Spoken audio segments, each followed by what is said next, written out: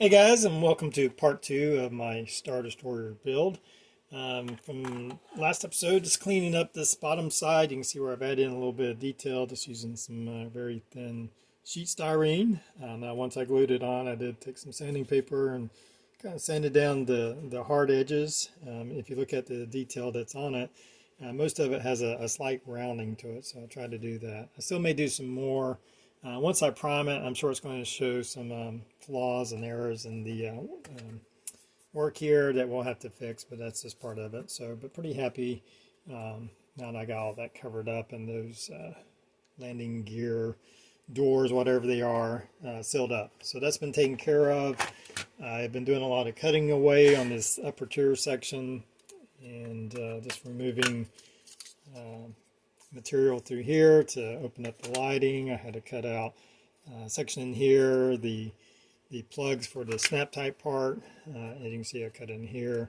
So just working on a lot of cutting and taking the engines, just trying to experiment with the engines. Now it comes with these kind of these clear blue plastic inserts, and on this one I'm experimenting with a 10 millimeter LED to, if you trim away the kind of support edge, just kind of grounded that away, it will fit inside the engine housing. There we go. But I'm not 100% sold on this. I may still go with that. I'm going to have to do some more experimenting with some different size LEDs and see which lighting kind of turns out the best. Working a little bit on the underside. In the docking area for the ships. You can see where I've kind of cut away some holes, so I have to do this side. I cut this section, it actually comes in two, in this one part, I cut it in two. I've also cut as you can see, a small hole right here that I intend to light. The plan is to put a blockade runner inside here, and I want a brighter light kind of shining and illuminating inside this docking area. I have also started drilling out some of the holes for the windows using my Dremel at a low speed, and these are about 0.5 millimeter drill bits, which is probably a little bit big, but at 0.25 this plastic is really thick and hard. I just know that smaller drill bits aren't going to last, and there's a lot of holes that have to be cut in through here.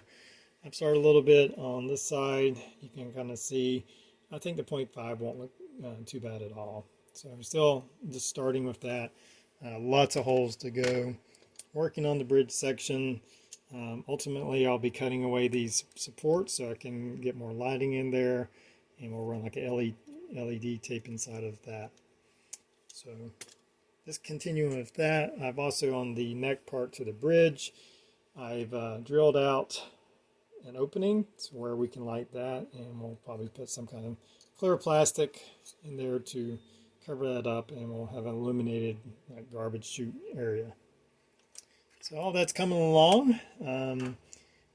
Probably going to get into moving the more difficult part of trying to widen the trench area on the sides of the ship. Still haven't quite figured out how I'm going to do that. Got some experimenting to do. I don't even know if it's going to work. I may have to abandon it. It's not this one size. If you look, it kind of goes up as it goes further back, so you have to kind of compensate for that. So that might be a little bit more difficult than I originally thought. But I'm going to proceed forward, and so far I think everything's looking good.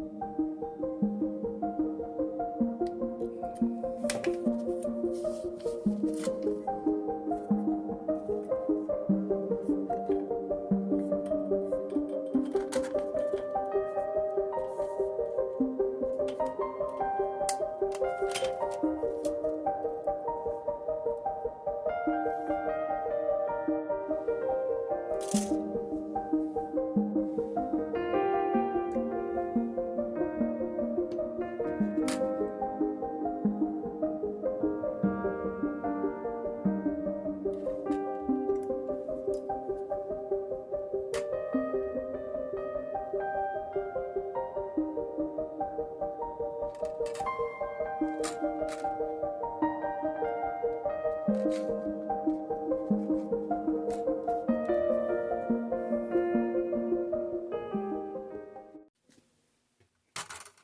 so I've installed some sheet styrene on the edges here, and you can tell it's not glued in yet or anything, but I'm pretty happy with the results.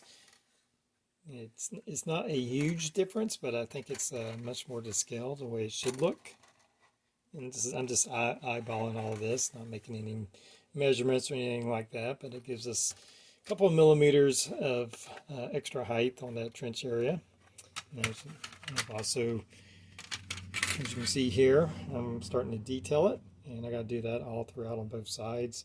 There are a few little gaps that was going to be expected, but they're really not that bad, and I think they'll be pretty easy to fix.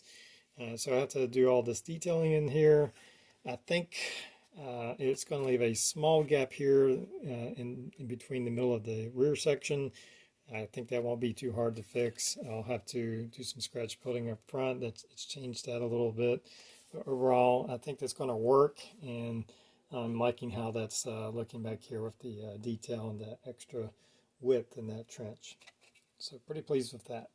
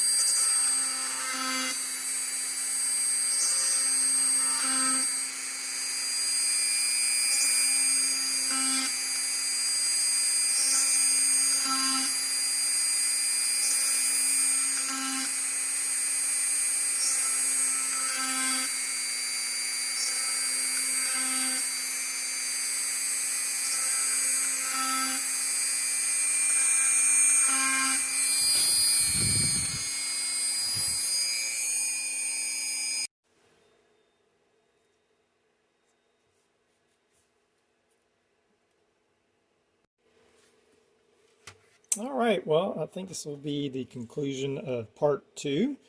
As you can see, I started working on a lot of the holes for the lighting. Still plenty of holes to drill in there. Just one thing I found is you have to keep it at fairly low speed. My particular Dremel has a low and a high, but the thing about this particular one, even when I switch it on low, I can hear it kind of accelerate as I'm using it, and if it gets too fast, it starts melting and the plastic will melt on your bit, and then that can lead to breaking the bit. So I have to kind of just audibly listen to it as when it does that. I'm not sure. So I need to give me a better Dremel that I can have better control. But keep it at low speed, because high speed, it'll melt the plastic, and then that will eventually destroy your bit.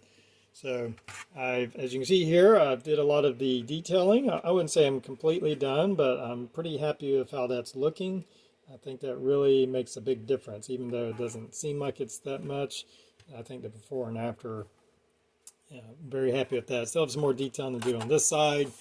Obviously, we have a long ways to go. Still a lot of things I have to figure out with the lighting, display. I have some ideas about a display base and things of that nature, but I'm going to conclude it here. Thanks for joining me. Look for part 3 to be out soon. I may work on a one-off project in between, because I have like 2 or 3 projects going on, so that video may come out before part 3 comes out. Just depends. But anyway, guys, thanks for joining me. I hope you've enjoyed the video. Stay tuned for part 3, and everybody have a good one.